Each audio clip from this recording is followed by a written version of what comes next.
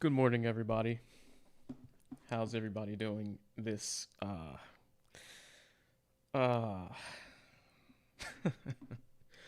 whoo, it's early. Boy, is it early. But we're here. We made it. I did not oversleep. Hopefully everybody's got their coffee ready to go. Because this could be a bit exciting today. How's everybody doing? Glad to see so many people. You know what's funny is that we have more people here than we did like yesterday daytime stream. Now, that's probably partly because we've got a lot of UK folks here and we've got a lot of UK subscribers, but um either way, yeah, it's funny, but we're here. We're ready. All right, let's do a quick check on everybody, a quick like chart analysis, and then we'll get rolling right into the stream. Let's go ahead and just fire it up though, so that we are ready to go and we don't miss the beginning. So hang on just a moment. Let's go to my boy Ross. Whew.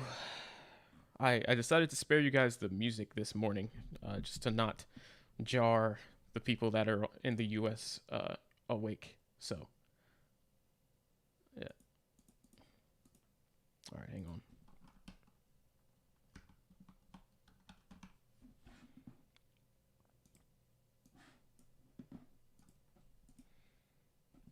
And then I'll read your comments. So bear with me.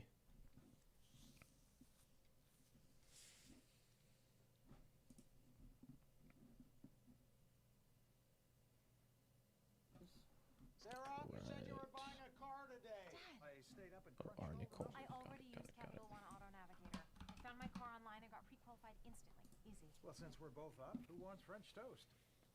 What's in your wallet? Okay.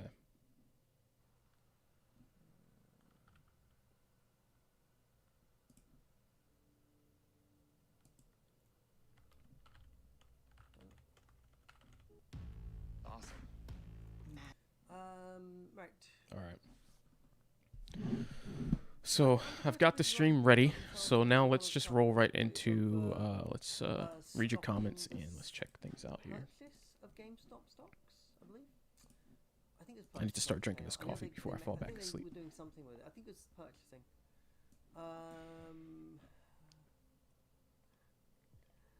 Thank you for the hydrate rect, Ken, for that. Oh yeah, that's good stuff. Oh yeah. Okay. Good morning, Prasad. What's going on? What's up, Prasad? Everyone's here, man. We're ready to go. Don't forget, before the event starts, guys, we got 35 people here. Let's see if we can get to 35 likes. This could be like a couple hundred viewer stream here. So let's, you clicking that button will support that move. Don't forget, when you hit that like button, all it does is it makes YouTube recommend the stream to other people. So if you appreciate me waking up this early, oh man, because I then have to go back to sleep and wake up for work. Thank you for clicking that. Sidhu says Mariano's the best YouTuber out there for Doge. Trust me, I've seen them all. Thank you, man. Yeah, check out the t-shirt store, guys. myhodlwear.com. And thank you for those 4 likes, guys. Appreciate that. Doge to the moon, to the freaking moon. I like that energy. Good morning. The Rockefeller says, woo, how many Dogecoins do y'all have? It's up to us to all self-promote what we invest in and spread awareness. Absolutely. Absolutely. And that's why even with my shop that helps support the channel, myhodlwear.com, I accept and make it very clear on that website that like Dogecoin's what we love, and we accept Dogecoin as a method of payment. Now, I don't want to limit it to Dogecoin only, because then the people that are hodling, like, you kind of just shut them out, and we're not quite there yet. There's a lot of people that are invested, like 20, 21 cents here, waiting for the big move, and then they'll be okay spending. So you can still use your card and everything, but it's awesome if you're okay with spending it and then just replacing it by buying some more with US dollar later, to to really make use of the Dogecoin. Like the purpose of it is to buy things with it, to sell things for it, and to spend it, to exchange hands, and promote it. Someone asked. Doge is to the moon. Yes, FPF. What do I think Dogecoin will be at 12 hours from now? See, I don't know when these messages were sent, but this is exactly where I said I thought Dogecoin would be, in between 21 and 22 cents yesterday. I said we should at least be, I would guess, 2 cents up from where we were, and we were at 20 cents. So anywhere from 1 to 2 cents up. And the thing is, why did I say that? Well, it's the same exact reason that I said what I said about Bitcoin going up for the B word event. It's just inevitable. Anytime there's hype, people buy into it because they just they're buying into the rumor, and then you never know what's going to happen during the event. So would you rather be in for a positive event, or would you rather be out?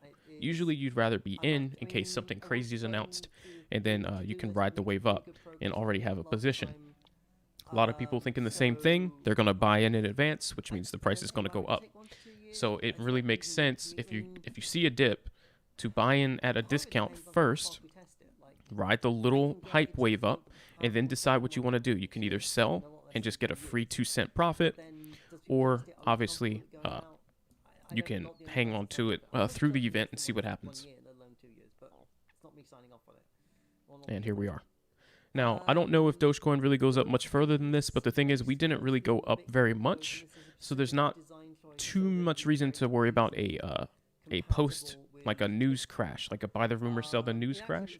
We only went up about 1.5 cents, guys. So even if we do sell off the hype, we're only going down about 1.5 cents. So there's nothing to panic about here when it comes to getting out.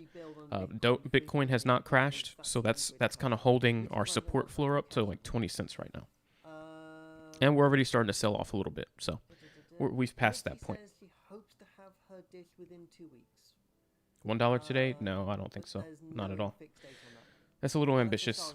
I think we've seen most of our move, unless something extremely positive and definitive is announced today. Maybe then we can see some kind of break, but definitely not to $1. Not today. Radu says $1. Yeah, I mean that would be cool. What's up, Austin? What's going on? 90 cents. That's ambitious as well. But I like the energy, guys. I like it. And we'll hurry up and read through these because we've got about 5 minutes. Got some alarms still going. The whole market will have to go up for that to happen. Right, exactly. We're too low. And the news that could be announced today probably just would not be substantial enough to warrant Dogecoin 5xing this morning before everyone's awake. So it would have to be extremely crazy good, and even still, like, our catalysts are typically not these kind of announcements as much as they are wide scale acceptance of the coin. So an Amazon announcement or a Tesla announcement, yes, that could do something like $1, but probably not any new info on the ETH bridge. Who else we've got Blueser. Your tag, bro. This is a bull week. Well, I like the enthusiasm. You've had Dogecoin on and off for 4 years now. Awesome. This is Doge Run. Nowhere but up according to the charts and news meta. Let me skim through some comments, guys, because we are getting close to the time here. So usually I read every single one, but I'll read the ones that are kind of directed at me. Early bird gets the Doge. Good morning, Fasad. Your body just knew, Austin. Nice. I'm so glad. I think my body knew too, because I went to sleep at like 2. Like, that's when I fell asleep, like 2:15, 2 hours ago. So I had no business actually waking up to my alarm this morning, but my body was polite and allowed it. So thank you. Thank you, body. So we've got 4 minutes, guys. And we do have the stream ready to go, so don't worry about that. We've got the actual stream loaded up here. And as you can see, it is starting soon. So this is not a scam. We are going to be live covering the event. It just has not started yet. So I'm reading your comments as we get closer. And Dogecoin's still holding pretty nice. It kind of has reset already back to previous prices before the hype run up. See, this is what I mean. It came from 2020 and it went up to 2041. It's already sold off back down. So you're only at 0.06 from where you were before the hype run up. So there's really no reason to panic about the news sell-off because we've already sold that portion off. And we'll see if we should get another bit of a little push here as we get back into the event. Some people just took profit, that's all. You didn't sleep yet? Aw, man, Dr. Trey. Well, hopefully, I don't know how long the event will be, but I'm hoping it's about an hour tops, and then we can kind of get reset. It's 3:50 a.m. where you are in Texas. Yeah, Central Time, I understand. UK and lots of night shifts. Yeah. Nice FPF. Hey, Damo, what's up? Romania? Nice. That's right, Austin. It's happening now in about 2 minutes. It hasn't started yet. I am looking at it here, guys. I'm not going to miss it. Don't worry. Can you, Rockefeller? I didn't know that. 10-day chart's looking hot for a new all-time high. Burger King, Brazil accepting Doge. All right, guys, it's starting here. So let's just quick glance at Bitcoin.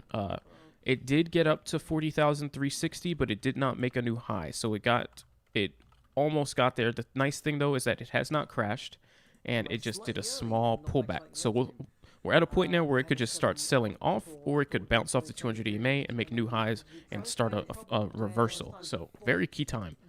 But we're not there yet. But let's go ahead and let's start watching the stream, guys. He's now starting to talk here. Does he know his volume is not? Or maybe it's mine. Oh, it is mine. All right, let's get volume. It's just little things, but the quality of my stream was... I've got a couple audio sources going. Yeah, I'll answer more questions while this is compiling.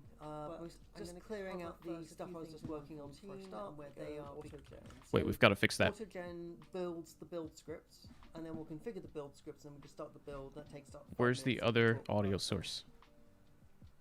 There it is. Beautiful. All right, we're good. We're live. Yeah, before I jump straight into the code, how is everyone doing?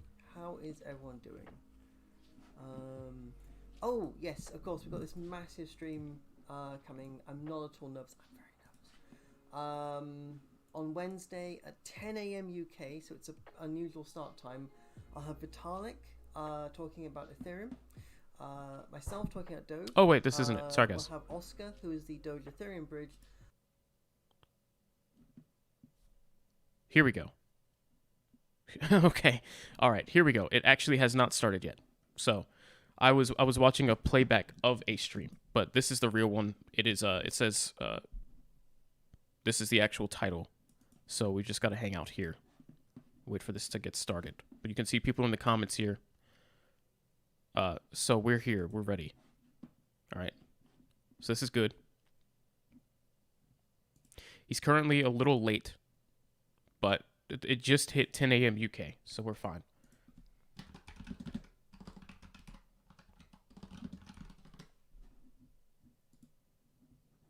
All good.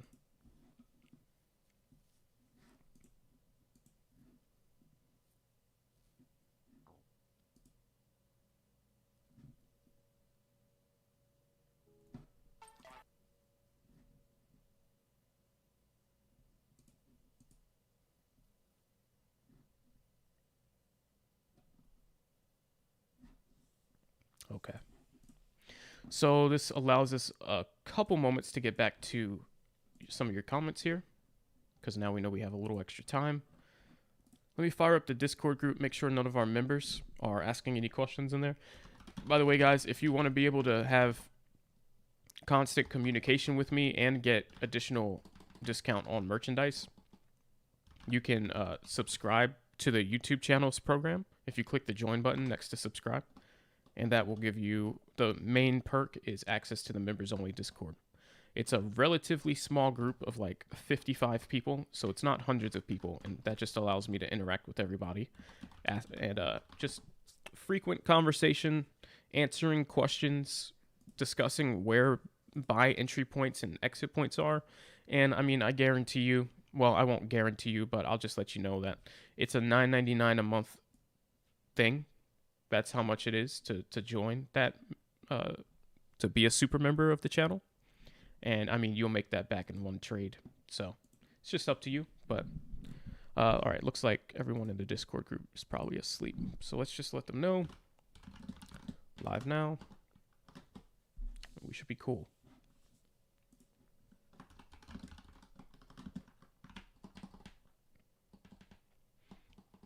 But of course, other than that, of course, you don't have to join that. But I would say while we're waiting, feel free to go check out the link, the first link in the description. It's the myhodleware.com link. It includes the shirt I'm wearing right now. If you like this kind of thing, right here, I think it's pretty cool. So this is the D is for Doge.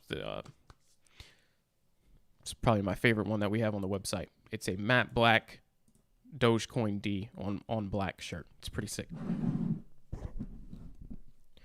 All right, so we're still waiting on this, guys.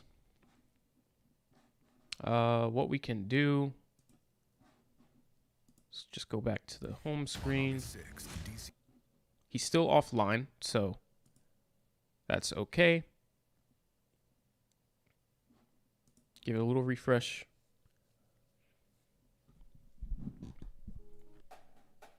This is not it, by the way.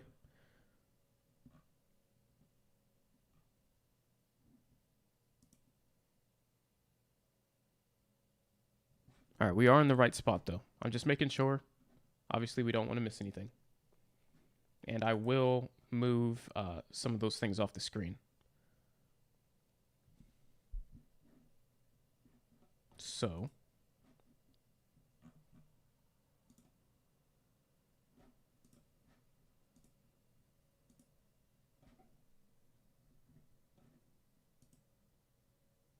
boom.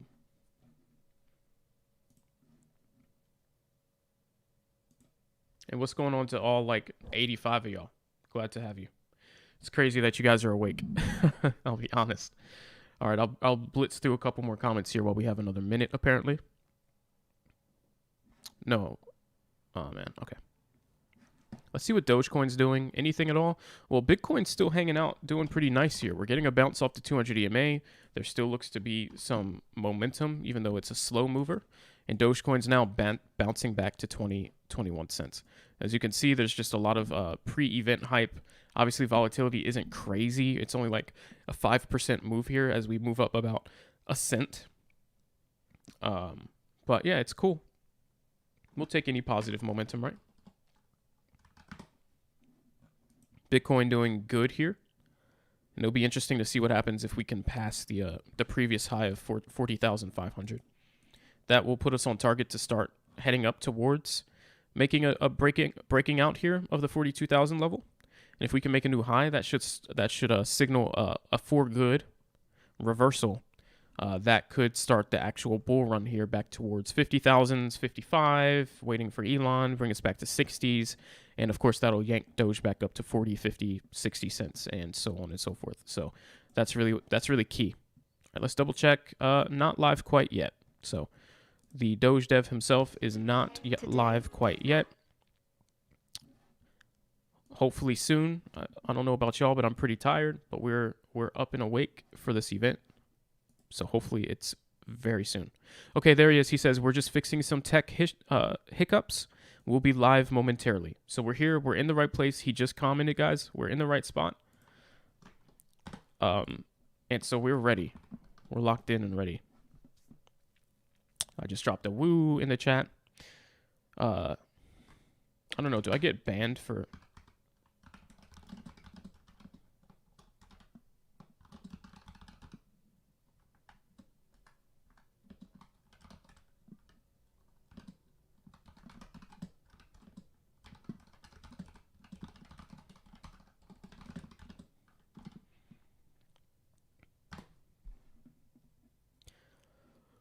Well, we'll see if he bans me or something. Thank you guys, all 120 of you. Welcome. Good morning. Please consider clicking the like button while we wait if you have not yet. What that does, it recommends this stream to multiple other people on YouTube that are searching for content to watch. Obviously, I have not a massive amount of subscribers, which means I rely just on your free, generous clicks of the like button in order to help me grow and help the streams get views. So if you appreciate me being live at 4 a.m. my time just to cover this for you guys, because I was not going to wake up. Well, I was considering not. Just consider clicking that button. It only takes a second of your time, and there's no cost there. So thank you. I really appreciate that. I'll blitz through a couple more comments. We can see they just fired it up because now we're getting ads playing through. Well, what if Elon joins the stream? That won't happen. Okay. All right, this is Soma. Here we go. We're live, guys. Let's Good full screen this. morning, and thank you for joining us. I'm Soma Green. Today we are talking to Ross Nicole, Here we go. lead developer of Dogecoin, Oscar Greensberg, lead developer of the Dogecoin Ethereum bridge, and Vitalik Buterin. Thank you for those likes, creator guys. Of Ethereum, the second largest cryptocurrency behind crank the Bitcoin. volume up. So, unlike Bitcoin, which is seen as digital gold, Ethereum is a blockchain-based platform for developers to build and operate applications.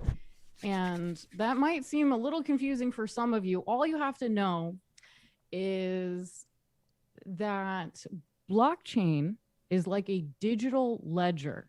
The information recorded is duplicated and distributed across an entire network of computer systems, making it extremely difficult or impossible to change, hack, or cheat the system.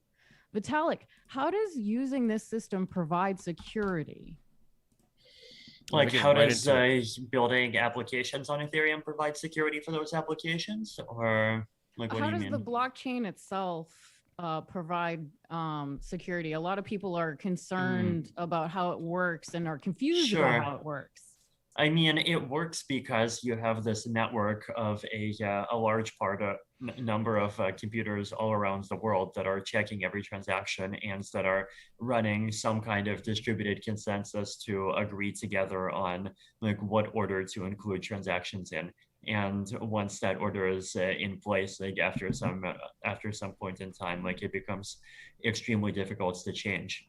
So the core of it has to do with this consensus mechanism, and this is where things like proof of work and proof of stake come in, right? And basically, it's this way that allows a network to like basically keep this growing log of transactions and run this computation of like what's the result after you run all of these transactions in a way that's resilient against even a large part of the nodes in the network trying to attack the system. Yeah, I think once people have a better understanding, they'll be more comfortable with the whole situation. I will give commentary, guys, but of course I don't want to talk over the show. So with World I'll try of not to Warcraft. interrupt too much. Is that true? That was more of a joke. Yeah. I figured maybe it had something to do with you know, the whole system or something like that. But how were you led then to create Ethereum? What drove that within you to make it happen? Thank you, to make Austin. it a Appreciate that reality? subscribe, man. Thank you. Again, I first found out about Bitcoin back in 2011. I thought, hey, this is this very interesting system. It's both interesting technology and like it's not just an app. It's actually something that's trying to make some kind of significant impact on the world and like even change how economics and finance operate. And I thought I found all of the different aspects of Bitcoin interesting. I joined the Bitcoin community, and then I started spending a lot of time talking to the people that were trying to like take Bitcoin ideas and take blockchains and come up with how to extend. Hey guys, right at this moment, they're not talking about Doge particularly, just Vitalik's explaining why he came up with Ethereum. So let me just read a couple of your comments while they're talking about like stuff that is not important quite yet. Will Doge go up after this stream? It all depends on the weight of any positive announcement. Back then, nobody used that word. Yeah. The weight of any positive announcement that could be announced during this stream. So if they say something as far as like specific timeline on Doge ETH bridge, because we know it is kind of going to happen almost at this point. So any firm new information on the bridge, anything extremely positive could make the price go up. If not, we could just remain at the price we're at. People could just build their own applications and put them on the Ethereum blockchain, and the blockchain would just run those applications securely for you. Can you talk about some of the possibilities of the blockchain-based software platform, like some of the applications that, maybe even some of the hypothetical applications? Thank you for subscribing. That we could be using this for. JS. I mean, and Shoaib and decentralized finance, like I think, is the most popular one right now, right? Like you can basically build these systems that allow people to like hold coins, transfer coins, but also create things like stable coins, like assets that are designed to target having a stable price, just do basically everything that or many things that the existing financial system allows you to do. But do that all in this decentralized and transparent way. So like that would, I'll turn the alerts example, off, guys. like allow thank you all for anyone subscribing. in the world to basically like Ron, thank hold an asset that's equivalent to US dollars, which is something that the existing financial infrastructure does not really make it easy for a lot of people to do. It makes it easy to just send money around the world.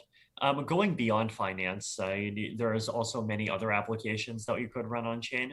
So like, for example, ENS, the Ethereum name service, like that essentially lets you have it lets you turn your Ethereum wallet into something more like a personal profile, right? Like you would have a name and everyone recognizes that this account corresponds. Guys, I will try and read your comments. Thank you guys for the compliments. I will try and read your comments. Obviously, I do want for example, hear mostly the actual thing that we're watching, though. This is a coverage stream, so I will be commentating on things when less important things are being discussed. So keep that in mind. If you don't want to hear that, you can go directly to the live stream. If you don't want to hear my commentary, my occasional commentary, it is R. Nicole. Nicoll. All right, I don't want anyone to get upset. So just in advance. But you can super chat if you want to prioritize your comments so that it pops up and I address it immediately. And this is a decentralized chat I will try to get to your comment. Does not rely on any centralized servers at all, and it has it actually uses ENS for accounts as well, right? And so you could think of your ENS name as like first just being a way to refer to you if people want to interact with you in the you can go watch the live stream if you don't want commentary, please. Thank you. Attestations and having people make claims that say like I follow this person or I say this thing about this person, and then you could have this kind of record of or kind of graph of people saying things about each other.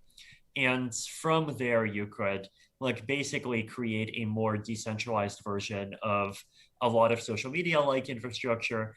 You could even start thinking about like things like trust scores and reputation systems. Potentially, like really hypothetically, there's people who wants to build like decentralized Uber type things and run them on a blockchain. So like how far you can actually take this is still an open question, but a lot of people are trying. Yeah. So there's like, I think what I want people to understand too is that this is an application that gives a lot more people access to do more. So this is a good thing, guys. The possibilities here are great. There's a lot you can do with it. And I like how it has a certain amount of, you can be anonymous, but still get things. The live stream is on Twitch. If you don't want to hear, this is a coverage stream. You will hear my commentary occasionally. If you don't want to hear my commentary, go on Twitch. It is R Nicoll. This username right here, R Nicole. That is where you can watch their stream direct without me. Okay, this channel is for coverage. That's why everyone is here. So that's why I'm going to be commentating. If you don't want that, go directly to Twitch. Even. Yep. So people are doing that too. All right. I'm excited for Ethereum 2.0. Here we go. But there has been some hesitation from the public about the changes. Can you speak a little bit about some of the key changes? Sure. So the two biggest changes that people kind of use the Ethereum 2.0 name to refer to are proof of stake and sharding. And these are two big changes that solve two different problems. So Proof of stake is about improving security and improving energy efficiency. So a lot of people are worried about energy efficiency concerns with proof of work, and like the Bitcoin and also the Ethereum blockchains as they work today, they do end up consuming a lot of energy. They require a large number of very powerful computers to be constantly online 24/7 to solve these hash puzzles to secure the network. And proof of stake is an alternative. Like I sometimes think of it as being kind of like running proof of work inside of virtual reality. So like you basically convert your coins into virtual miners. And so you have the same effect in terms of security, actually much more security because of some differences in how proof of stake works. But you don't need to actually have any of these like real world computers running 24/7. So it can decrease the amount of energy that the Ethereum chain consumes by a factor of more than 1,000, basically converting it from being a big problem to being just not a problem at all. And it also allows the chain to be stronger and more secure against attacks in certain ways. So that's proof of stake. And the situation with proof of stake now is that we have a live running proof of stake chain, but the next major milestone is what we call the merge. So the merge is when the existing Ethereum accounts and the existing applications that are currently still running on the proof of work chain get moved over to the proof of stake chain. So the proof of stake chain has been running for about 7 months. Currently, it's not processing anything. This is just a warm-up period to make sure that the proof of stake chain works correctly, get people used to it. And then when the merge happens, all of that activity will get moved over and become part of the proof of stake chain. And from a user point of view, this is completely seamless, right? Like you could even send a transaction before the merge, the transaction would get included after the merge, and like you would not even necessarily notice that anything different happened. But like what this actually means for the network, like it means a lot, right? Like it's a massive upgrade to efficiency. It's a significant upgrade to security. So that's proof of stake. The second thing that I mentioned is this big change called sharding. And sharding is a solution to the scalability problem, right? So a scalability problem is the reason why transaction fees on Bitcoin and Ethereum are high right now, right? Like you'd have to pay a fee of like sometimes even multiple dollars to send a transaction.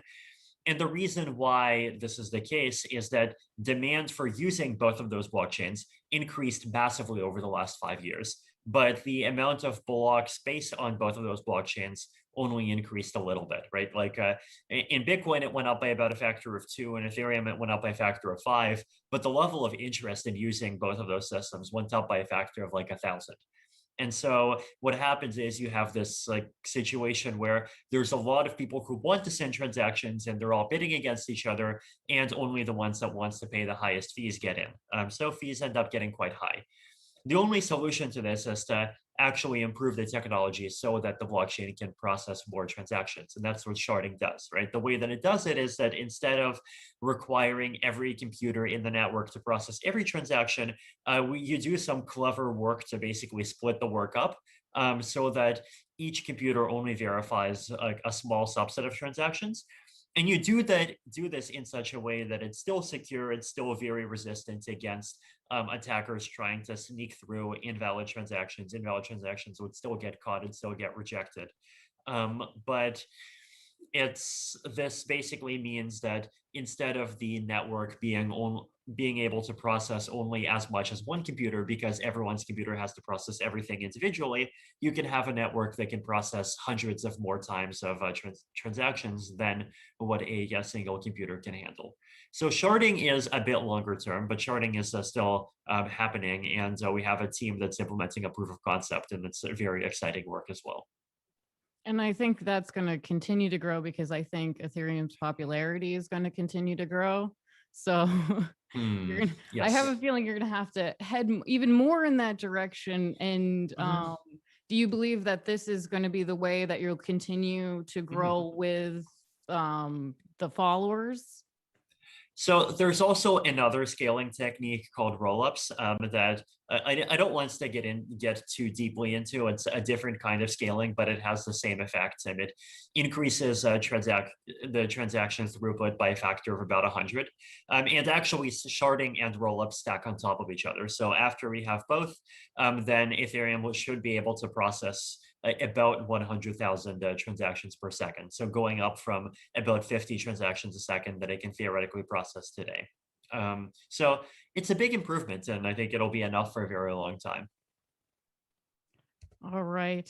So the London hard fork will add 5 Ethereum improvement proposals, or EIPs for those in the audience, that aim to enhance the blockchain. Can you speak a little bit more about some of the changes proposed, and just reassure people a little bit about what's going on with that, because I think a lot of people are confused. Sure. So by far the most important change in the London hard fork is this EIP that's called EIP 1559. And this is this very big and complicated EIP that essentially it implements a change in how the fee market works. So how people pay transaction fees and how transactions get accepted by the network. Basically, the way that it changes things is that today, including transaction fees are like an auction, right? So you send a transaction and you specify what fee it pays, and then the miner that's creating the block just gathers the transactions with the highest fees, and whatever you say is whatever you pay. Right, so this is called a first price auction. So first price auction is like whatever price you say is whatever price you pay, as opposed to a second price auction, which is when the first bidder pays as much as or pays the amounts that the second to highest bidder bid. Now, it turns out that like the reason second price auctions, despite their like lower degree of intuitiveness, exist is because there's a lot of like various. They're talking about economic technicals here of the blockchain, which does not pertain to Dogecoin. But basically, I'm just showing we are at approaching 21 cents again. We'll see if we break above. Like guess what other people's preferences are, what kinds of bids other people are going to be making, and try to like have these like very deep understandings of other people's behavior in order to be able to bid efficiently and like get the best deal for yourself. And this like is a very hard problem, right? And in Ethereum today, like wallets do this concept of gas estimation, and gas estimation is very hard. And sometimes basically users have this really hard trade-off between either paying more and getting a transaction included immediately, or paying less. But then if they pay less, they have to wait for like 3 minutes, 5 minutes, sometimes 20 minutes, often a very random amount of time before their transaction is included. And this really sucks. And the sad thing is that this waiting doesn't actually help anyone, right? Like it doesn't actually help the network that transaction gets included 20 minutes from now instead of getting included immediately. But, you know, because of this incredible, very fixed and inflexible block size, everyone has to wait. So what EIP 1559 does is it basically says, instead of having a very fixed block size and having this auction so prices are really volatile, we have a fixed or a price that transactions have to pay, and then the block size can be a little dynamic. So sometimes blocks can be up to 2 times bigger, sometimes blocks can be smaller, depending on like how much demands there is second by second. And the fee that you have to pay, it does adjust over time to keep a balance of of about the same level of usage. But like the block by block behavior, right, is that you know what the fee is, either you're willing to pay it or you're not. And most of the time, you should be able to get your transaction included in like 1 or 2 blocks. So massive improvements, like I think, to a user experience. And also another interesting consequence of this is that the fee that's set by the protocol, that fee doesn't go to the miner anymore. That fee gets burned, right? So most of the transaction fees in EIP 1559, they like that ETH actually gets burned. And if in the transaction fees are high enough, then potentially like the burned fees could even be higher than the block reward, and like potentially you could even see the supply of ETH like decreasing at some point. And that becomes especially likely after you have both EIP 1559 and the merge, because the merge reduces the rewards that needs to be paid to validators by a factor of about 5 or 10. So that's also another kind of reason. It's like people see it as a kind of an upgrade to the economics of Ethereum, and they're excited for that reason as well. So 1559, fascinating proposal. It makes these multiple different changes, and different groups of people are excited about it for different reasons. But it's happening next week, and it's already on testnets, and the testnets have gone well. So that's the big EIP. Aside from that, there are some smaller proposals. Like I think there was one proposal that's technically a separate EIP, but it's really part of EIP 1559. It just makes the base fee accessible to the EVM. So what that means is that you can have smart contracts that know what the current transaction fee level is. And like there's a whole bunch of like very niche but interesting reasons why. Quick little break here, because all he's doing is explaining ETH 2.0. This has nothing to do with the merge, but one thing that he just said that's really interesting, being that if Dogecoin bridges to the Ethereum network, we're going to be running on Ethereum's network. This is important still to know. And the thing, part of the coming update is going to be a Eth Token Burn, where the transaction fees, instead of getting all recirculated and paid out to those like stakers and such, they're going to be burned, which will obviously potentially reduce the circulating supply and make ETH deflationary, which is massive. And if Dogecoin can take advantage of that, we could see Dogecoin obviously skyrocket in price if Doge were to have a similar burn with the transaction fee idea. But interesting. I don't think I even heard about it until Ross started telling me about it. But my next question is for Oscar. Oscar is the lead developer for the Doge Ethereum bridge. Tell us a little bit about the Dogecoin Ethereum bridge and what it does, Oscar. Hi, everybody. The Dogecoin Ethereum bridge allows basically a user to send Doges from the Dogecoin blockchain into the Ethereum blockchain. And then on the Ethereum blockchain, they are converted into Doge tokens that are like any other ERC20 token. And user can use those tokens to send them to someone else or use them in decentralized exchange or DeFi. And eventually the bridge can be used to return the Doge tokens to the Dogecoin blockchain. You can think of the bridge as, you can think of the blockchains as databases. So the bridge is a way to move data from one database to the other. That's kind of a big picture. Why is your bridge better than the RenVM approach to bridging from Dogecoin to Ethereum? Well, I wouldn't say it's better. Every bridge has its pros and cons. Ren is a great project. The end goal is the same, moving Doge to Ethereum back and forth. I should also mention that there are other bridges working in the same space. Especially P tokens is very similar to Ren, but there are also others like Xclaim or TBTC that they haven't implemented a Dogecoin bridge, but they work in the same space. So going back to Ren, probably the biggest difference is Ren is general purpose solution. They run multiple blockchain bridges with the same code base, while we implemented a bridge that is specific for Dogecoin and Ethereum. Our bridge is SPV, Simplified Payment Verification, for the Dogecoin to Ethereum side, and a collateralized solution for the Ethereum to Doge side, while they have a collateralized solution for both sides. There's also a technical aspect that doesn't affect how it works, but it's important for us. We wanted to make a solution that allows the verification of script hashes on EVM. I think it was Vitalik who wrote the first code to do that, like in Serpent, like 5 years ago. And then Christian wrote an the thing that code used to consume like 300 million units of gas.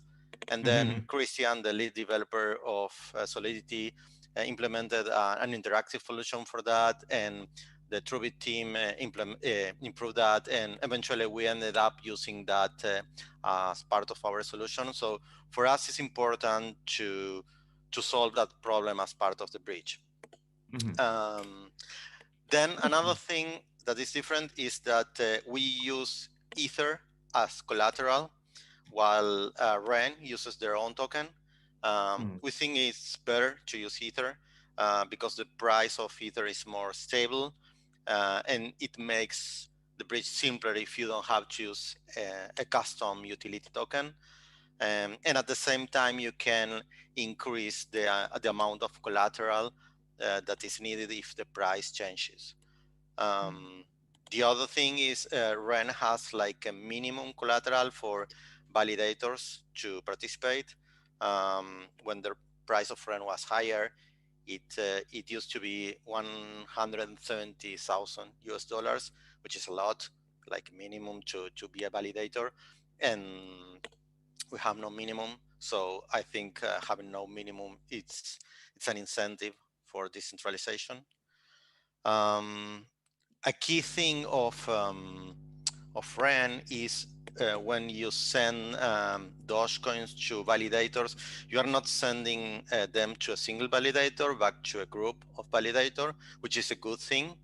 But in order to implement that, they designed a new cryptographic system that does multisig, and it's a custom version of multi-party computation, and they claim they can embed like 30 of 100 multisig into a single signature, like a pay-to-key hash using ECDSA. And it's a major breakthrough. If that works well, probably many multisig wallets will end up using that technology too. But if there is a problem with that, well, that will be like a big problem. But if it works, it's very exciting. Yeah, it is. It is. And and finally, they created their own blockchain. So a third blockchain is required to do a bridge between Ethereum and Dogecoin, where we coordinate everything in Ethereum smart contracts. So that will be kind of the major differences between the two solutions. So this question is for all of you. What are you guys excited to be able to do once the bridge is in place between the two blockchains?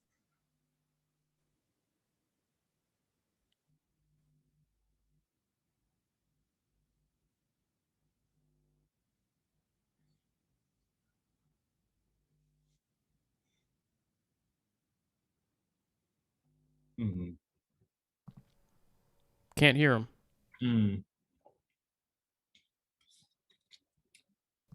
Why not?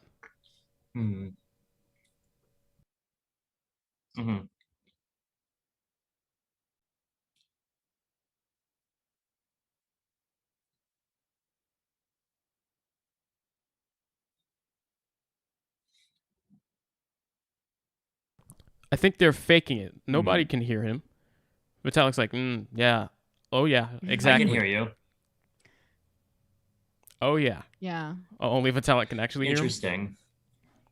Well, I did not realize that it was like that hard to like even change a key in a multisig. Like, wait, like, why does everyone even needs to create a new key? Like, can't you just create a new multisig that has all the same keys? Oh, there we go. He just fixed it. Or does the software just not let you do that? Well, I can't answer that one for you. I'm sorry. Right, hopefully that's all now working. My audience can hear me. Yeah, my audience can hear me. You can hopefully hear me. Sorry about that. Yeah, they can hear me now.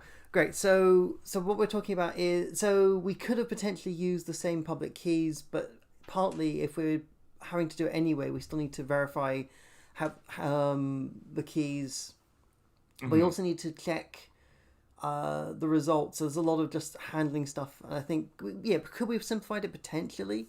But we still have to make a new address. Any money sent to the old address is on the wrong keys. and there's Right, no I way see. of stopping anyone from sending money to that old address. Fortunately. Oh, right. I see. Yeah. Like there is a persistent identifier that can survive key changes. Yeah, exactly. Wow, Whereas that, if we that, did that, it, that is fascinating. yeah, Hmm. or if we wanted to change the dynamic of the keys, like it's simply Mhm. n of m. So at the moment Mhm. it's 2 of 3, but if we wanted to have a fourth key, great, a whole new identifier. If we wanted Right. 3 of 5, and then we want to make it 2 of 5 or 4 of Mhm. 5, even if the keys aren't changing, the whole script changes. So I think there's a lot of efficiency gains in that, Mhm. and make ways to handle that much better than we have been currently. Got it. Yeah. Do you guys have any other questions for each other?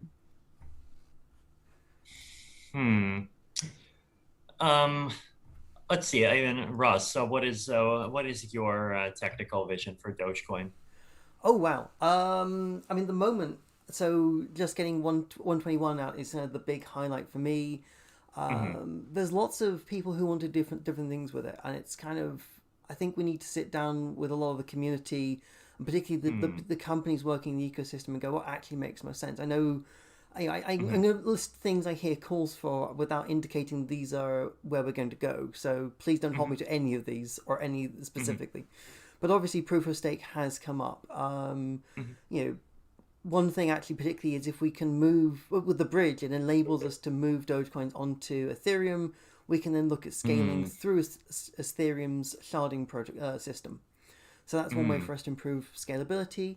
I actually I know Bitcoin Core is looking at this as well, but I really want to look at decoupling the user interface of Dogecoin Core from the back end, because I think architecturally we're quite slowed down by having the super security critical back end and the user interface that is less critical and handled differently as one monolithic piece. What else has been coming up? I think the consensus library that I know Bitcoin Core does this. Dogecoin Core has a consensus library that's always very utilized. I'd love to see, why is that? Can we get Android applications using it where they're currently using a different Java library? Because every separate implementation introduces risk of them mismatching. Counterpoint, of course, Ethereum has multiple implementations intentionally. So maybe it's not about having a single implementation. Maybe it's about improving the processes around how we do multiple implementations. So there's lots of things. I don't think we've got a single direction we've gone, yes, this is definitely it right now. But there's lots of things that we want to sort of sit down with people, the companies in the ecosystem, the payment providers, blockchain engineers, and go, okay, here's the things we're thinking about. What are the problems you're having? And how do these line up? And it may not even be technical solutions. I think that's the other thing, is we see a lot of people trying to solve everything as a technical solution, and some of them are social or educational. Right. I get it. There's definitely a lot of problems that are technical, right? Like scalability is like it's a problem with plenty of social consequences, but it's also one that you can solve technically, which is nice. Do you see people asking for fast confirmation times, by the way? I was going to say, I know one person who has. Quite high profile person did.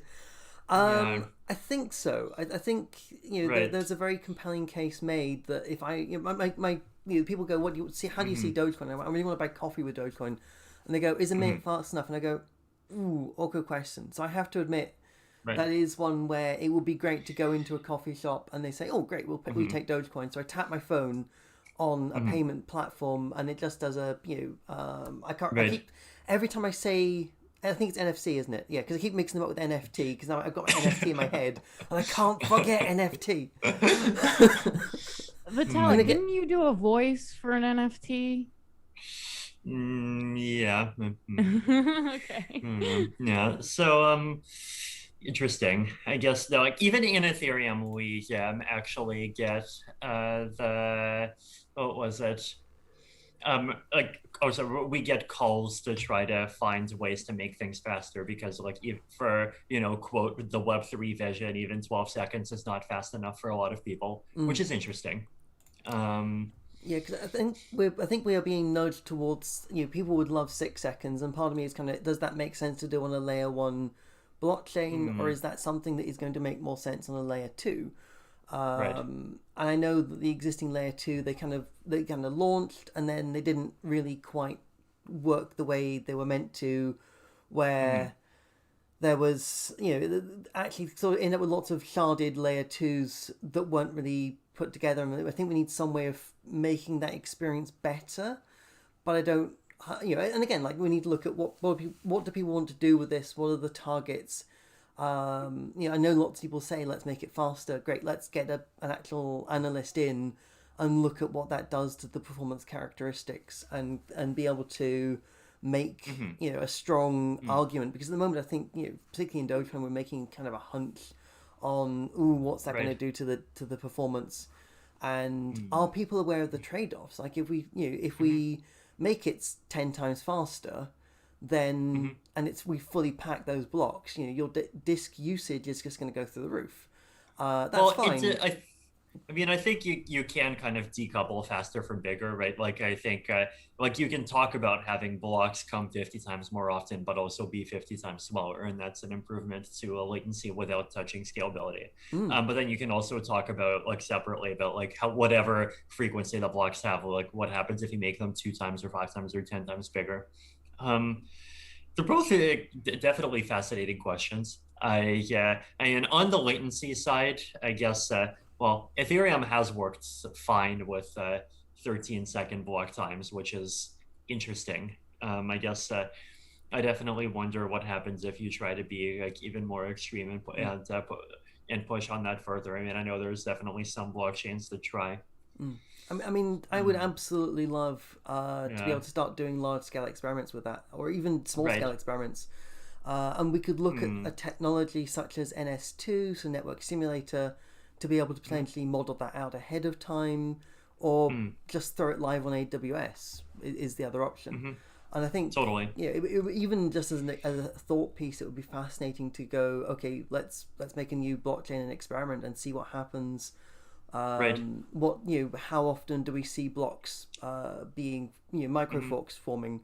To explain that for the audience, basically, if the faster it goes, the more likely it is that 2 miners will find a block essentially concurrently, and then you end up with a competition for those 2 blocks, and some people will pick up one and some pick up the other. It resolves over time, but the user experience isn't great, because you may see a transaction confirm, then unconfirm, then hopefully reconfirm. And it's not, so that's the potential downside. The faster it goes, the more things get a bit shaky. But I think, let's find out. I think that would be amazing. Question back for Vitalik, actually, because we talked about NFTs briefly, and I'm curious, what do you think of NFTs? I think NFTs are interesting, but again, there's ways to do them well, and there's ways to do them not well. Like, I think like, one direction for doing them well is to just have actually think, instead of just NFTs where the only value that an NFT has is, like, vanity value of being able to say you have the NFT, have NFTs that actually have properties so you can do things with them.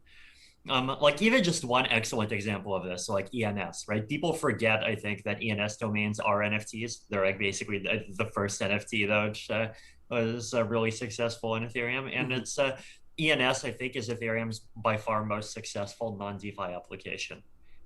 So that's one direction. And then the other direction is, of course, like, this question of, like, where the money goes and what are the things that the NFTs actually end up supporting, which like, obviously, like, you don't want a situation where people just get lots, like people get lots of money for doing very little work, and that just kind of sours people's impression of the whole space, I guess.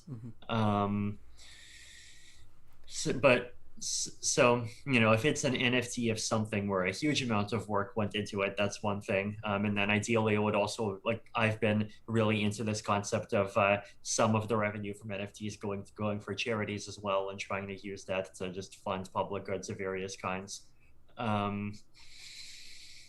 So again, I think it's still a new space, and I'm still like very friendly to experimentation, and I hope to see much more experimentation. And then like 1 or 2 years from now, we'll see where that goes. Cool. And then I did actually want to give Oscar a question. So I know we talked about RenVM versus the Doge Ethereum bridge. Did you want to talk about P networks and its upsides and downsides in comparison? Well, I will say that P network is very similar to Ren.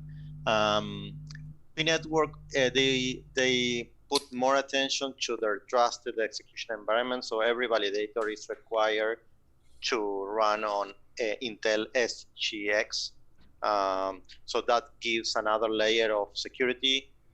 At the same time, Intel SGX has been hacked over and over and over in the last few years. So that's not the good news, but well, let's hope it won't be broken again. Yeah.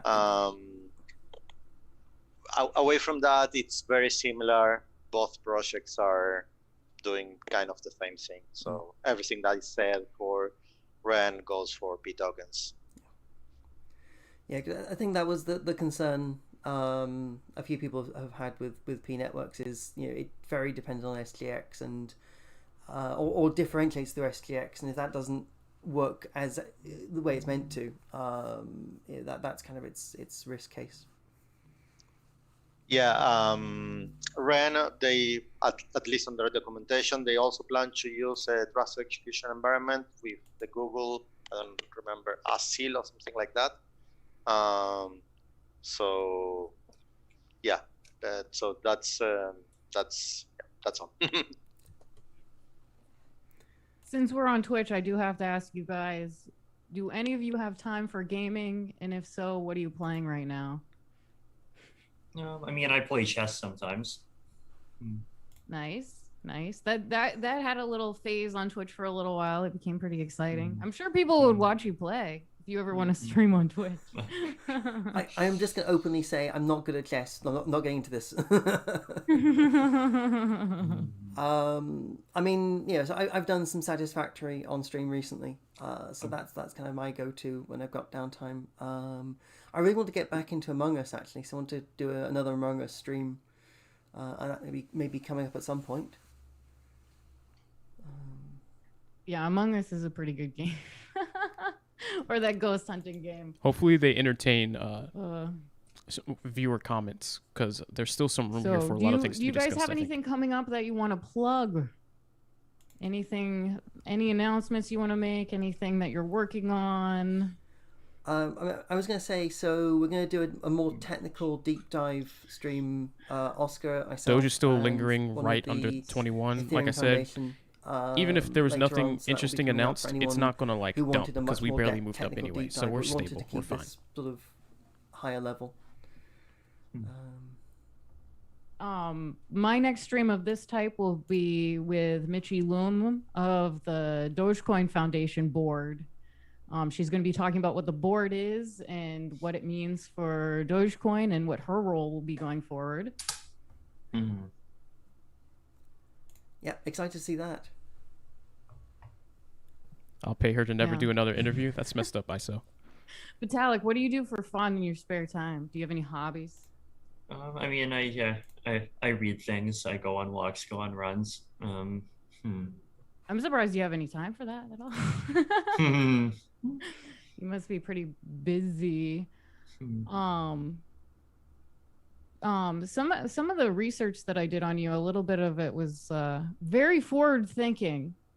And I did want to ask you a little bit, if you wanted to talk a little bit about the Fable of the Dragon Tyrant, because I know that's like Sure. Again, it's like what I guess. Well, it's not my short story, but it's one of my favorites. And this is this short story by Nick Bostrom, and it's basically talks about this kingdom where there's a dragon that's just keeps on eating people, and at first the people in the kingdom try to kill the dragon, but then they fail, and the dragon keeps on eating people, and eventually they just develop this culture of just accepting the reality of the dragon and like even like sending people on trains to keep him fed, to make things more convenient for everyone, and just settling down into the situation where people just start accepting that the dragon is like this fact of life, and like it's either foolish or potentially even immoral to talk about ways to get rid of him, until eventually, civilization progresses and technology gets good enough, and eventually, like they have to essentially kind of face and overcome the mythology that they've created, because science really is at the point where like you can make they're able to make a missile powerful enough to blow up the dragon, and then people don't have to get eaten anymore, and everyone lives happily ever after. And this story is a metaphor for aging, right? Like aging is something that kills like everyone after some time between 60 and 120 years, and it's not a nice way to die. You suffer a very debilitating pain in the last year. Few years of your life. It kills more people, I think, every 2 years than World War II.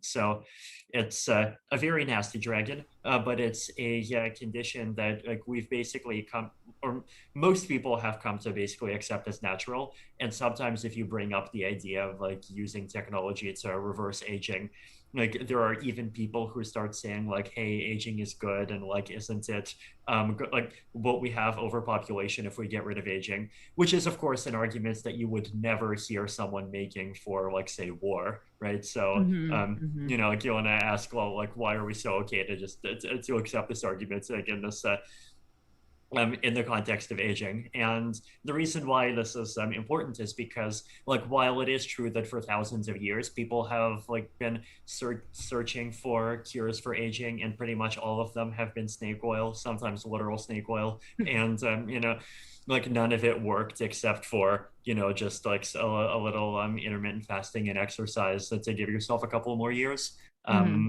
Actually, even the intermittent fasting thing is fairly a fairly new realization. But now we're just at the cusp of actually having enough technology to be able to, address the aging problem before it starts turning into the really serious diseases that people get when they get old.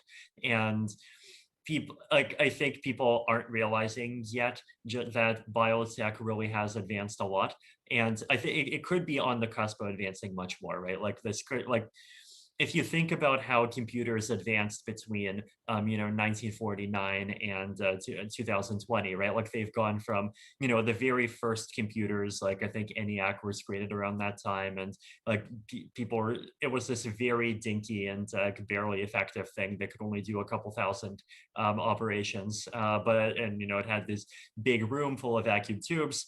And now today there's computer chips that are just incredibly tiny, and like everything's a computer, and there's like your watch is a computer, your phone's a computer, everything's a computer. And sometimes we even have worries around like things like surveillance, about like what happened that are a result of too many things being computers. So like that's 70 years. So imagine what biotech can do in 70 years. And I think all of you in this chat like probably have 70 more years to live even without any more biotech. Like like life, just keep in mind that you get to benefit. Like there's a lot of tech that even exists, and a lot of just improvements to the economy that even exist today that haven't like kind of fully filtered through to everyone, right? And so within those 70 years, just like imagine like how far biotech could go, and even like just consider the massive boost of like interest that the whole space got during the pandemic. Like I think we really could be seeing this century just be a century where like just seeing your parents die is something that just slowly disappears from the public experience, the same way that getting lost in a city disappeared over the last 50 years now that we have cell phones. And that's going to be a much better and much more interesting world, and I'm like excited to support everyone who's helping making it happen. Yeah, I think where we are now, like I believe that I would be able to live to be 150, but I think if we can get past the barriers of a lot of people who are stuck in that type of thinking, that when they're taught something, they have no way of breaking out of that thought process. I do believe we could, you know, I don't want to get too excited about it, but the possibilities, if we could get rid of all the barriers, I mean, we could be the next generation of like humans. Yep, absolutely. So do you do the fasting, the like low calorie thing? Have you tried in that? I do intermittent fasting. By the way, for anyone watching, intermittent fasting is a basic version of it is very easy. It actually takes negative effort. You can be lazier. It's very simple. Don't eat breakfast. That's it. Like, you just don't eat breakfast and you don't have snacks in the morning, and like there you go. Like, it's a health improvement to your life. And then there's also like this growing set of kind of supplements that people are doing more and more studies about, and some of them suggest that like maybe they don't work, maybe they give you a couple of years, but they're known to definitely not be harmful. So I take a couple of those as well. So I'm definitely following this space. I mean, right now I think it's still early days, but 5 or 10 years from now, I think it's going to be much more interesting in terms of what's actually available.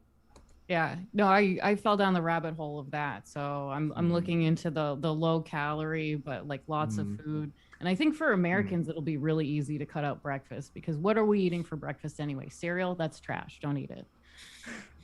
So yeah, this is very true. Like, average breakfast food is actually not very good food. No, not at all. Except avocado toast, but you can just eat that for lunch. So yes, that's definitely a lunch more than it is a breakfast, I would say.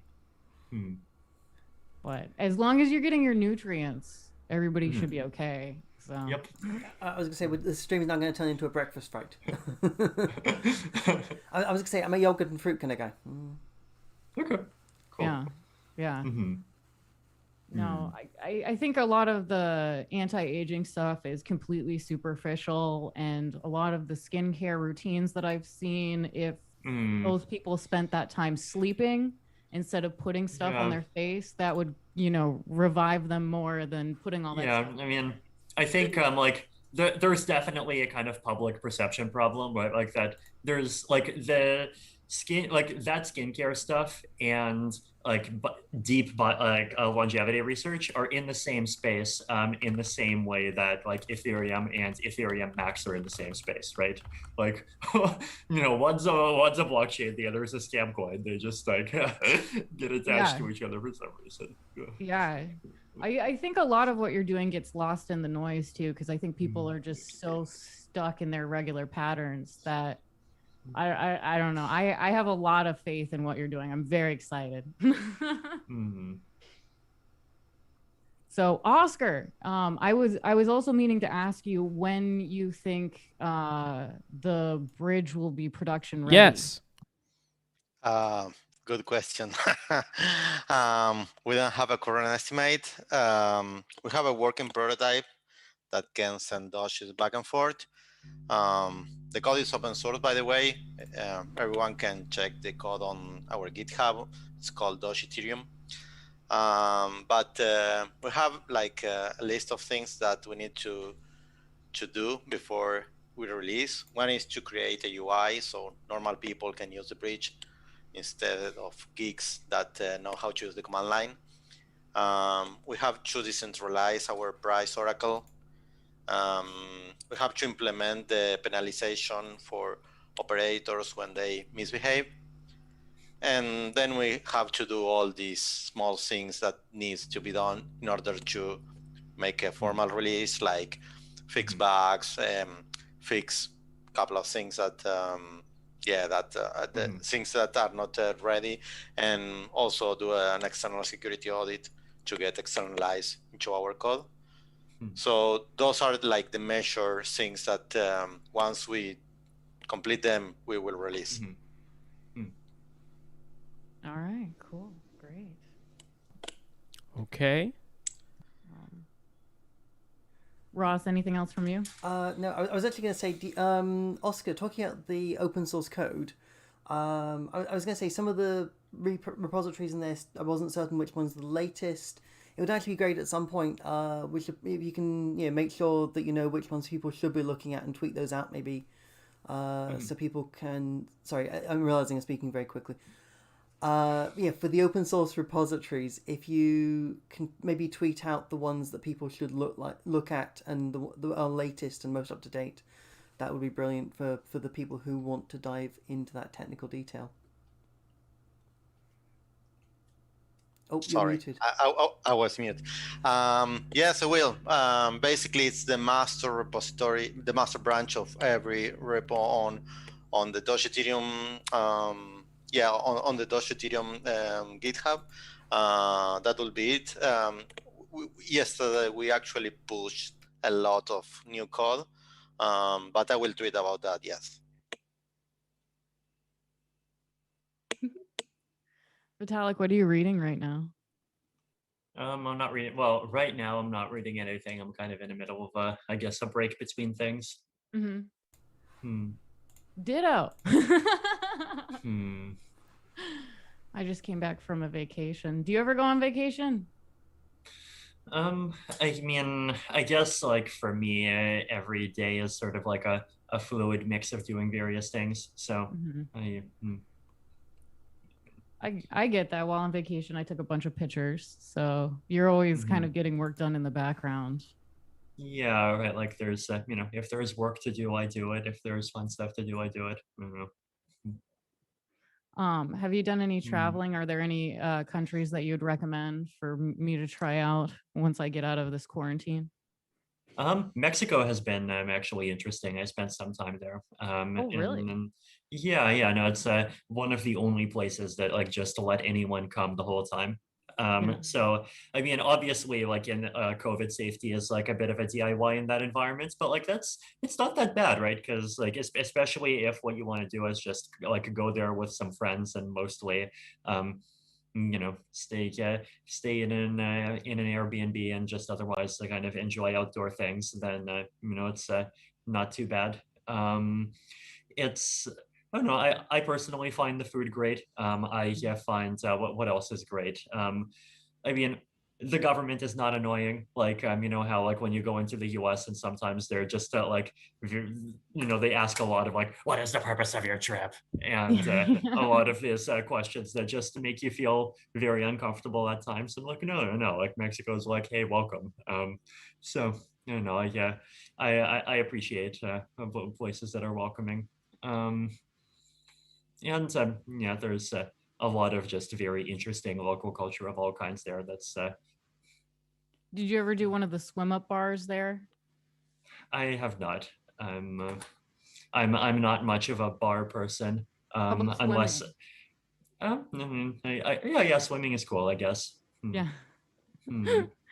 That's one of the things that people have told me that I need to try when I go to Mexico. You guys are killing me. Y'all are funny. Don't forget to subscribe if you haven't, so you'll be here tomorrow. Experience this in real life. I can't imagine being in water and drinking while you're in water. Doge still 21 cents. Hasn't done anything crazy. Good news though overall. Maybe. So not big on the bar scene. I mean, unless you mean the Byzantine altruist rational model, like I don't know, that's a bar that I find cool. But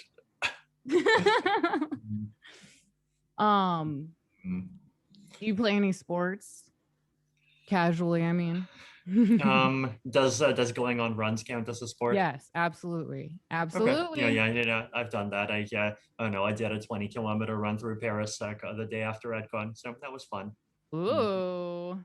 Oh, man. All right, so sorry, not EdCon, ECC. They're having weird discussion in between the Dogecoin content, guys. What I will say for those of you that kind of missed the Doge content, and they might ask another Doge question. Man. No, France was one of the places that I was going to go pre-COVID. Just talking about vacationing now. What they talked about was with the Doge Ethereum bridge, there's potential for Dogecoin to take advantage of the special things that will come with ETH2. So, for example, proof of stake. That's what I meant to say, not staking. Proof of stake as the blockchain validation, and then sharding, which will greatly increase the amount of transactions that can take place. And then also no in-person events. I'm actually noticing that even my desire to go to in-person events is definitely lower than it was before. Yeah. I'm like trying to not let it affect me too much, but I have noticed that I'm a little more neurotic than I used to be. But maybe I should say safe. I'm safer than I used to be about going to events. Cautious is good. Guys, I've got 4 more of these. Hopefully things are improving. Hopefully. Solid Doge coins. Twitch had an event. So the next 4 orders, I will just throw one in the bag. They were on the site for $6.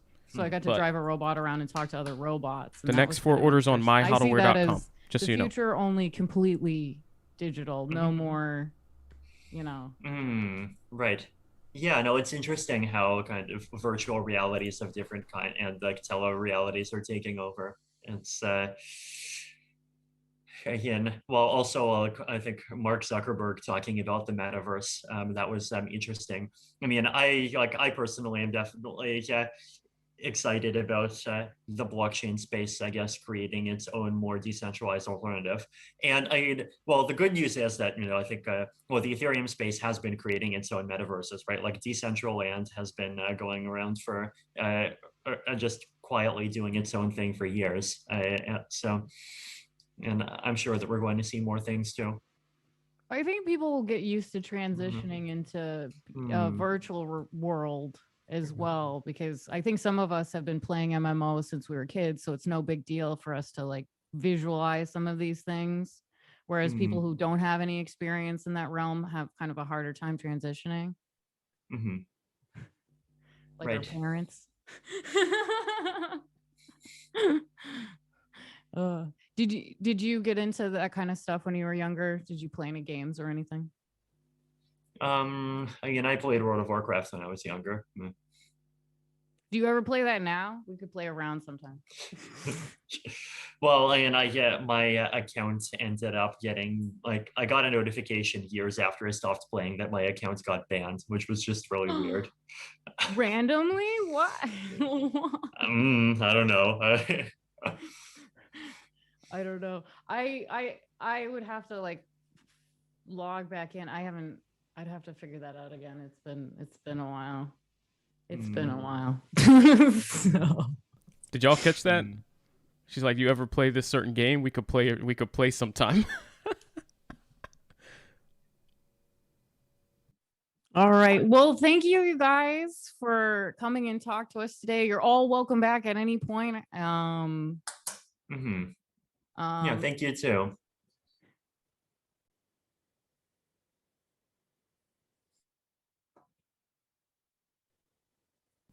Ross, we can't hear you, man.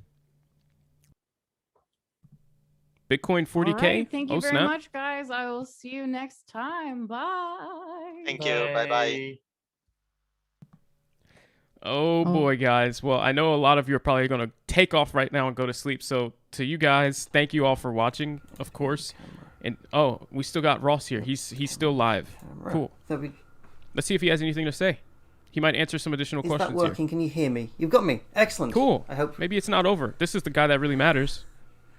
One of the two. Okay. You're saying muted. It says I'm working. But I was going to say, don't forget to subscribe if you have not already, so you can be here tomorrow for the next Dogecoin coverage live stream. Usually we're doing technical analysis and talking about like where the dip will be and where we can buy some more Doge to load up. So, hey, thank you, John. Thanks for hanging out. How about now? Is that working? To the moon, guys. Let me see some rockets. It's not over yet. So you should be able to hear me. And rockets if you're in the not, chat. I don't know what's up with that. Oh, the end of the chat. Oh, right. I do apologize. Yeah, sorry. So what we're going to do is we're going to jump into so the bridge. Well, as I said, it's things like the bounty for the Doge tips. The way that it currently works is very difficult. That's a lot of work to maintain. Whereas what we can look at doing is if we want to change one of the keys, 2 out of 3 of us can say, right, we need to replace this key with this other key. Or if we need to change it to 4 keys, 5 keys. I think that's really good. So people saying why the host. So the host was there because she is clearer. We wanted to have the comments are asking really why clear for the audience and be able to capture the questions really well. So I'm going to jump Thank you, Josiah. I appreciate that. I'll get that shipped out ASAP for you. I make the shirts to order, so I'll get your order shipped out ASAP, man. Thank you. I am going to jump straight into coding. So give the VMs a couple of seconds to go, and then I'm going to be right back and grab some water. Okay. While the VM boots, I will be back in 60 seconds. So he's going to be back in 60 seconds, guys. The thing is, what I've noticed, I watched one of his streams earlier. What he does is he like live streams while he does coding on Dogecoin. So this will kind of maybe turn into one of his normal streams, and we'll just have to maybe give it a minute just to see if he starts answering any good questions. And then if not, we could probably just call it, you know, if he doesn't answer anything special for us, right? Because then it just becomes another one of his daily streams that he does, and he'll have another one later on today. Thank you all for hanging out, guys. I'm not leaving quite yet. I do want to give him, he said he'll be back in like 1 minute. He's grabbing some water. I want to see now that he has all those people in his chat, if he's going to address some actual Dogecoin questions. Here he is. He's back. That we still have would like some answers to. If not, if we don't get answers within the minute, then we can just wrap it up. And of course, we'll be back live today at 5 p.m. Eastern time-ish, US, which is in about 12 hours because it is already Okay, Wednesday. That was me this time. So I put the code back into the chat. It's gone back off the screen again. Have a good night, Dr. So the J. questions, like, you know, I hate to say it, people, like, I helped write the questions. So you tweaked the wording, but the questions were me. But yeah, we'll have a technical deep dive with Oscar, but we wanted to do something that was accessible to as many people as possible. And you didn't get to a point, because I know, like, yeah, there's a lot of technical detail we can go into, but there's different audiences, different groups that we're targeting.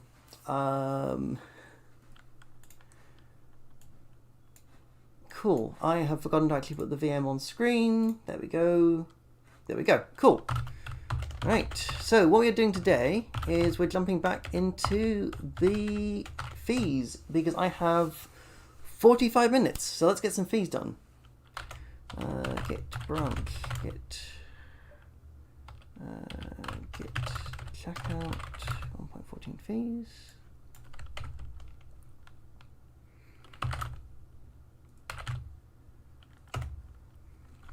Okay. All right, let's see if he answers anything real quick.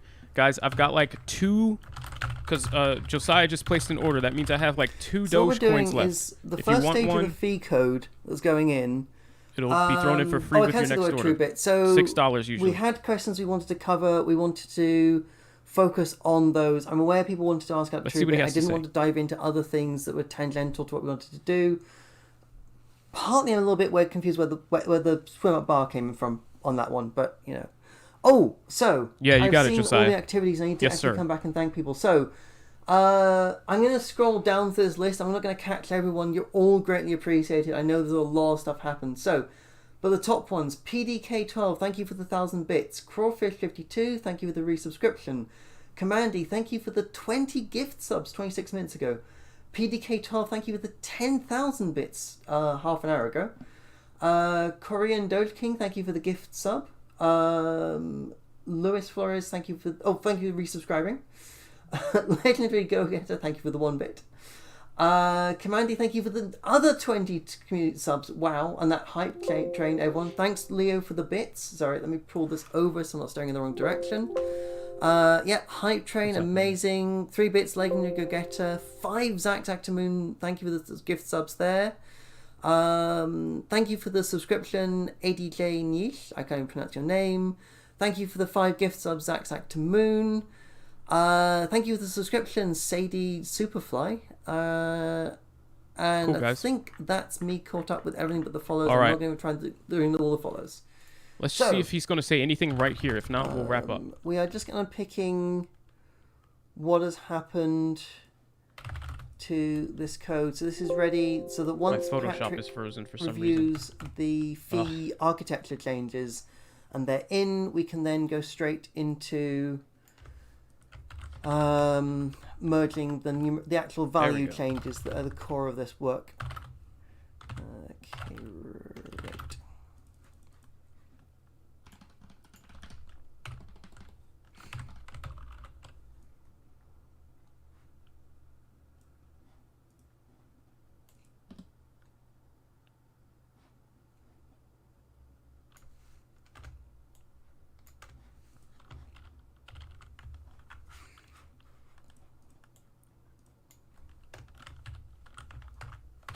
All right.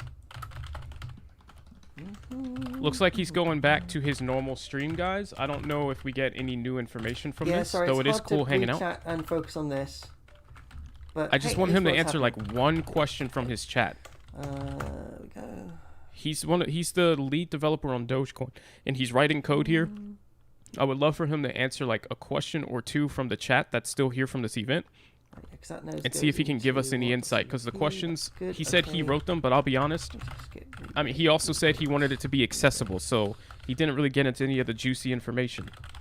I would love for him to answer one good question for us, but we won't give it but more than like a minute, and then we'll just go ahead and close down stream, of course, because I know a lot of you either have to go to work or have to go to potentially sleep. changes that we want to undo, and that's why I'm here to just tweak here. All right. Well, I don't know if he gets there. So let's see. I think that's actually all of them. Oh, no. Source wallet 8.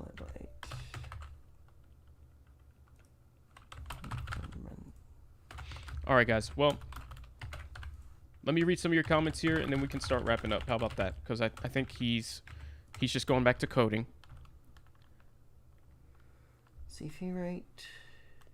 So first of all, thank you all for hanging out tonight, all of you, all 300 of you in the chat right now. I know I may or may not see you next stream. I do have a very small channel. It's only about 3,500 subscribers right now. So if you search me, if you type in Dogecoin, a lot of times I don't pop up. So if you would like to find my stream again, I'm live 7 days a week, as long as the day isn't extremely slow and there's nothing to talk about. I am live talking about Dogecoin, analyzing the crypto market, sometimes even analyzing the stock market, and making sure that everybody that watches my stream, well, I read every comment on normal streams. Today was a little crazy and we had to cover this event, so I couldn't really talk, but I read all of your comments at least. But usually I'll read them out loud, address every comment, and if you have any questions, they get answered. I'll just let you know I have been trading for about 2.5 years now, so pretty experienced. Came from the stock market as a day trader, so what I really do, other than talk about Dogecoin, is teach people how to trade. So if you've been trying to figure out like what is technical analysis, support, resistance, different indicators to use, all that different stuff, how to trade, how to be successful, I basically teach people how to trade on stream live for free. So that's really what the stream is. I don't ask for money or anything, but I do have, the store, which is myhodleware.com, which I'll just type in chat again if you do want to check it out. And that's just kind of my little side gig I have, where I make super cool Dogecoin apparel, and it kind of supports me whenever someone buys a shirt. So that's why I talk about it. But other than that, I never ask for money or donations or anything. It's just helping everybody make money, and that's what I think is fun. Now, talking just a quick glance here. Back to that, because that is now a lot more complicated than it was. All right, let's shut down Twitch. He's pretty much done, guys. He's going back to his normal type of stream, which is talking about just reading some comments while he does the code on Dogecoin. He does that every single day. He's going to be live again later on in like 12 hours, so we can always play back his stream. I don't think he's going to give us any gems. That main portion's over, so thank you for hanging out. Don't forget to click subscribe. Before we close down, though, let's just take a look at Dogecoin. As we can see, like expected, we did get a bit of a pump from the event, but we did not sell off. There was no dump. So we did pump from right near 20 cents flat up to 21.5, and this was right as the event was starting. We did get the buy the rumor, sell the news, and then as the event actually started, people that were still on the sidelines, they start to get a bit excited. That's why you start to see that post sell-off move back up. And this is just indicative of the fact that we got not crazy good news, but relatively decent news. And so that's why you see the price still up here, still lingering with a little bit of buying pressure. It's nothing crazy, but you could see we did bump up just a bit to 21 cents, a little bit over that. That's nothing to write home about, but of course, we love seeing Dogecoin go up, our beloved Dogecoin, and so that's what's really important. We are a bit above the 200 EMA. That's good. On the 1, 3, the 5, 10, 15. Yeah. So, I mean, showing a bit of strength, and we're doing well near our support and resistance lines, so that's cool. But when you compare that to the market leader Bitcoin, you can see Bitcoin did bounce off of, it's running out of steam just a little bit here, in my opinion. But the nice thing is that it's still hanging out above the 200 EMA line pretty far up. So we're really just going to have to come back in the morning, see how Bitcoin's doing. Depending on what this does, we could either wake up to see Dogecoin near 20 flat, maybe high 19s in a couple hours, or if it starts breaking up towards 42,000 again, we could see a part 2 of the bull run. But of course, that's what we're going to talk about in the stream later today, guys, at 5 p.m. Eastern. So I won't hold you guys up doing all that TA right now. That's for the main stream, which will be later on today. So subscribe if you haven't, if you want to catch that and catch the TA. Basically what we do is predict what's going to happen next, and we're usually right, I will say. Not to toot my own horn, but ask anybody. So cool. I will lead other to the channel. Thank you, Miss Me. I appreciate that. Yeah, guys, feel free to share the channel with your friends if you like this kind of thing. If you know anybody that's trying to learn how to trade, anybody that's trying to get into cryptocurrency or anything like that, go ahead, let them know. The more the merrier. Have a good night to everybody that is heading out right now. I am about to close down the stream, guys, and I will promise to do a better job of reading all your comments in the stream later today. But today, this was crazy, so it was a little impossible. Mr. Williams, I will address your comment though. You said, as a professional trader, what needs to happen for Doge to hit $1? What catalysts are needed? Well, as we've talked about, Dogecoin to $1 is very, very, very possible. When you just consider technicals, the possibilities that are opened up by just having a community, right? Look at GameStop, look at AMC. That kind of proves that what everyone thought in the past, like sticking to rigid guidelines, but the market cap, that's too high. GameStop was up at $500 per. Did that make sense? No. But you get a community together that starts figuring things out and they all team up, you can make what seems impossible happen. But the thing is, Dogecoin going to $1 isn't even near impossible when it comes to market cap. It would still be behind Bitcoin. It would still be behind Ethereum, as long as those guys are also recovering. So it would still be in third place, which it's been in before. So Doge to $1 fundamentally is possible. There's nothing holding it back from doing that. Another way to look at it is Dogecoin has already, just off of hype that we've generated for Dogecoin, us being excited about it and us wanting to buy it. For example, the SNL night. We had no catalyst except for Elon Musk planning to do a skit on Dogecoin. We bought it up to the point where it went to 74 cents before whales started dumping. It caused the price to start reversing. 74 cents. Then it pulled back to like 60. We bought it back up and brought it up to 70. What percentage gain do you need from 75 cents to get to $1? Only like 30% gain. And that's 30% from where we got Dogecoin to with no catalyst yet. We did not have Coinbase. We barely even had Robinhood, and a lot of other exchanges we were not popular on. The community was not as solid as it is right now. Awareness wasn't spread yet, and we were not accepted in anywhere near as many retail locations as we are now. Nor did we have the Dogecoin for Tesla thing happening either, nor did we have any discussion about Dogecoin for Amazon. And we're talking about just the all-time high that we got from a little bit of a hype day. So you're saying that with all kinds of fundamental catalysts that actually mean something, we can't get back to just 30% beyond where we got just having fun, right? So to anybody that says Dogecoin can't hit $1, they're not considering like kind of what we've already accomplished. We've already gotten to almost $1. Why could we not get back to where we came from already? Doesn't make sense. But to answer your question, what do we need to happen? Dogecoin's main catalyst that increases the value of Dogecoin is adoption. It is a retail-specific coin. Dogecoin right now, guys, by the way, is at 21 cents here. And it's looking pretty decent. It's about to break out of this bull flag, I believe, to the upside. Dogecoin's main catalyst as a retail-specific one-trick pony type of coin, because it is not a blockchain. It is not a blockchain layer 2 solution. It is not anything like that. What Dogecoin's purpose is very simple and to the point: to function as a digital currency, a variation, or you could say kind of a competitor to the US dollar, or to using your credit card or your debit card, something like that. It is a digital currency that is decentralized. It does not do really anything else except for provide that purpose of representing value. And so you buy things with it, you sell things for it, you send it to other people as donations, you receive it as donations. It functions the same way as cash, right?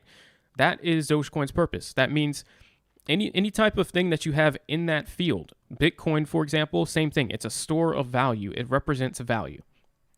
And so those kind of coins' main catalysts that make the price go up is other people accepting the value of it and addressing that.